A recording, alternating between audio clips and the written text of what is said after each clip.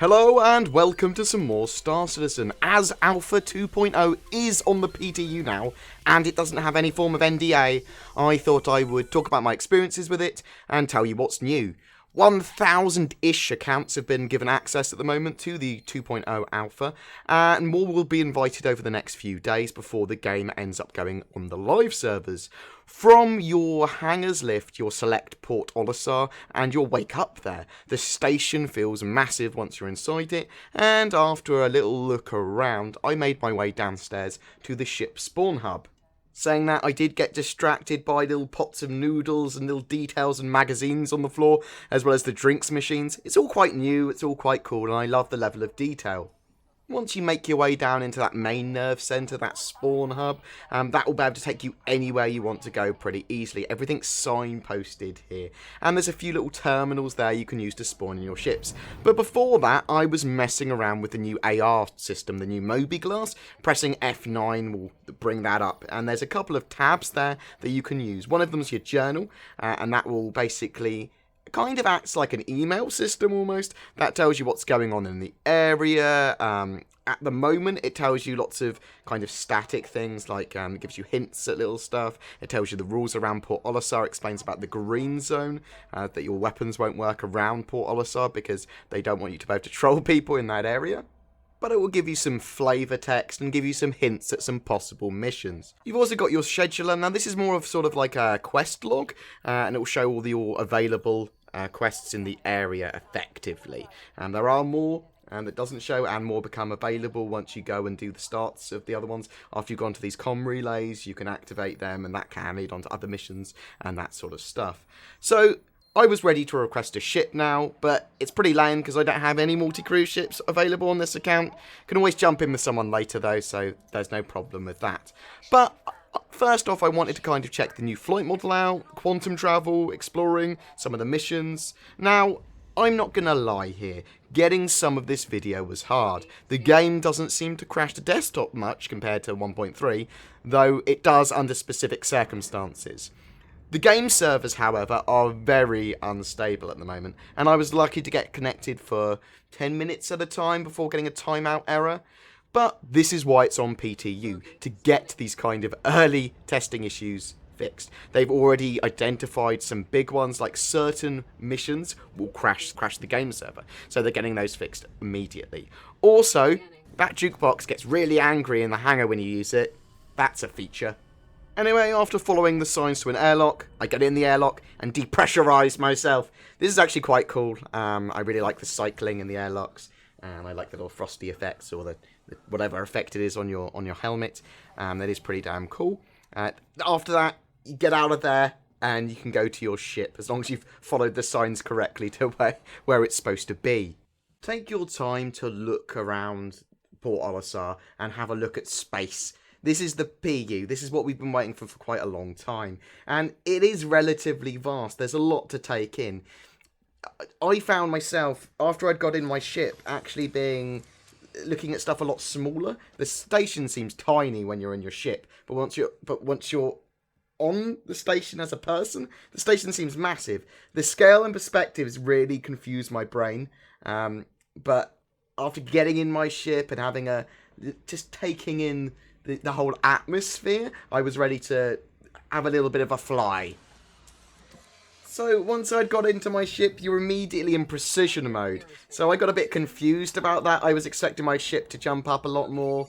Some of the buttons have changed as well. So you'll have to kind of get used to that.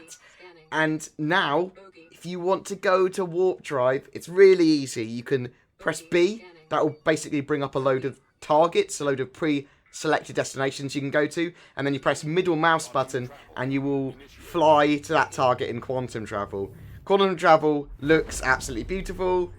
It's a really nice effect. The sound for it is pretty powerful. It's the only way I can describe it. It's really quite cool. The greater thing there is that I know I could have travelled to that station by normal thrust or in cruise speed. It would have taken me hours, if not days or something, but I could have done it if I wanted to. That's crazy. If I say I could have done it if I wanted to, I would have got kicked after 5 or 10 minutes because of the server issues. But there's a random event here. and it's the UEE having a fight with pirates. Now, I go up to them and I have a bit of a fight, have a bit of a tussle with some of the pilots. The aiming is a little bit different. I haven't set on my aiming controls. Lasers seem really inaccurate and have massive like weapon spread. Well, at least these Badger laser repeaters do. So I was having real hard trouble killing one Aurora. But yeah, so after a little while, spoilers, he goes down. And I just kind of just kill the pirates and then mess around in the comm relay, really.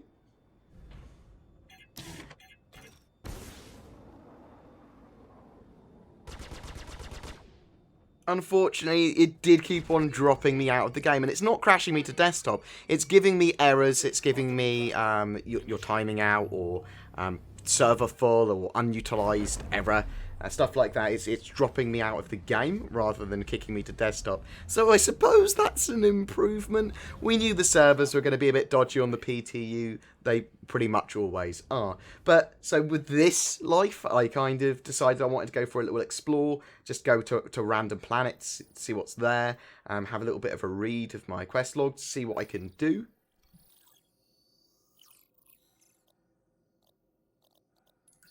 So here I was just around Port Olisar, one of the other stations, and I wanted to test out the cruise mode. So you can flip through these different precision or flight modes with V. Quantum travel is totally different. You select that with B, and then you have to press the middle mouse button, like you're firing a missile, basically, at a target. But V will cycle through your other modes: precision, combat mode, and cruise mode. So in cruise mode, you can decouple and turn around, but you don't have much control compared to precision and combat mode. And basically in cruise mode, what you do is you go to your full speed, and then you can accelerate beyond that.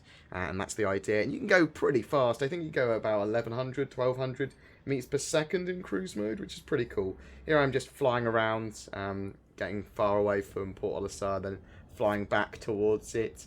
I was playing Chicken earlier as well with people. I find that every time you crash directly into someone with cruise mode, it seems to crash either my computer or the server or something. So again, features. But it's weird, the scale of Port Olisar and the stations is just odd, because when you're on them, they feel massive. That's me overshooting with cruise mode, not knowing how to use it. But when you're in a ship and you move faster so fast, and you're so quick going past them, it's just so weird, the scale. It just looks so small. And that's one of the things about Star Citizen that really does it for me. You could be doing something really important to you. You can be running a capital ship, or you could be running a mining operation or something. And to you, that could be massive. And then someone could turn up in a Bengal or something, and just your perspective will shift to saying, oh my god, look at this huge thing. And it's such an odd scale. Things are so big. But also, even the smaller ships, they feel quite roomy too once you're in them. It's just weird, and I love it.